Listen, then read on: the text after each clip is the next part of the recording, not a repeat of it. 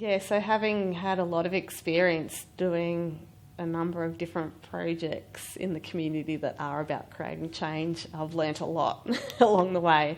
So firstly, when I talk about change, like there's so many ways you can create change. In my experience, there's kind of two ways I do that. One is through implementation of community projects, and the change we're trying to make there is more about changing, community around you, getting people involved in projects, getting things off the ground.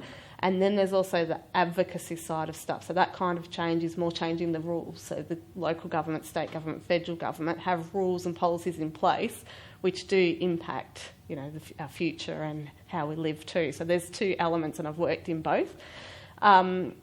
In terms of the fundamental lessons, so from a community project perspective, when I've been in there and gone and creative project, a great example is with my role in the Bendigo Sustainability Group, we got this amazing grant to roll out solar panels in the region.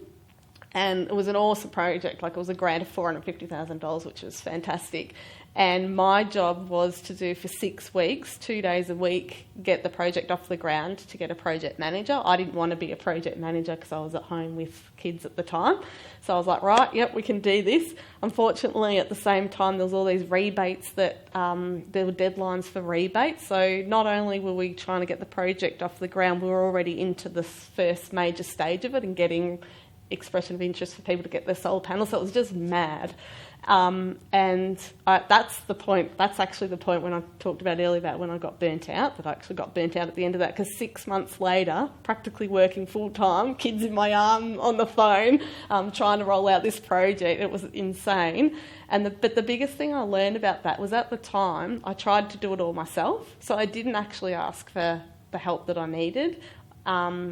And I kind of tried to take control. There was a team of people and committees and lots of people on board, but I think there was a lot more I could have done to ask people or to delegate stuff. So that's my biggest learning since, is to build teams around you. It's so easy as a change maker or anyone really working on a project to just do it yourself because it's quicker and easier, but that actually isn't good in the long term. So that's my biggest learning from that project. From an advocacy change perspective, I've got two examples, one that worked really well and one that didn't. So one of the things I was passionate about and worked a lot in is campaigning about climate change and renewable energy. And we had one project which an environmental group, Environment Victoria, had this big earth ball that was travelling to different towns, and it was coming to Bendigo. So they contacted me and I'm like, yeah, we can. And it was to get a photo and raise awareness about the carbon price, and getting that in the paper and raise awareness about that. So I said, right, yep, let's go ahead, let's do it. The earth ball came to Bendigo, and I suppose it's once again trying to do things myself. I didn't really consult with a lot of people. I was like, yeah, let's just do it. And we got about, 10 people come, which is fine. But the Win News turned up thinking there was going to be this massive group of people. And they're like, oh, there's not many people here. And they were a bit disappointed. It still got in the paper and it did the job. It got the message out there. But in terms of campaigning about a message, it didn't have as good an effect as it could have if there were a lot more people. So another example where it was the opposite.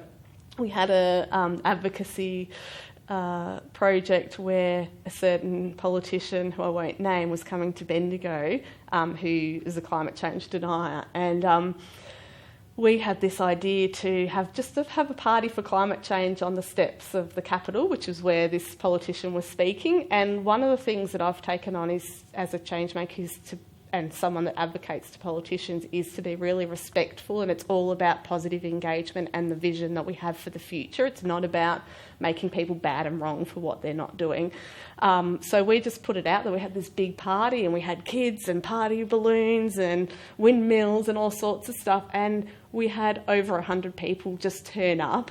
And the biggest difference between the two was this party for climate change had a number of other people quite engaged in this idea. So right from the start, we had a team of us going, right, we should do this. And we all went out there and we all put the word out there. And it just made a huge difference. So, yeah, I think it's really fundamental to have a strong team before you go out and just start thinking this is a good idea and do it. Bring people along with you right from as early as you can. Yeah.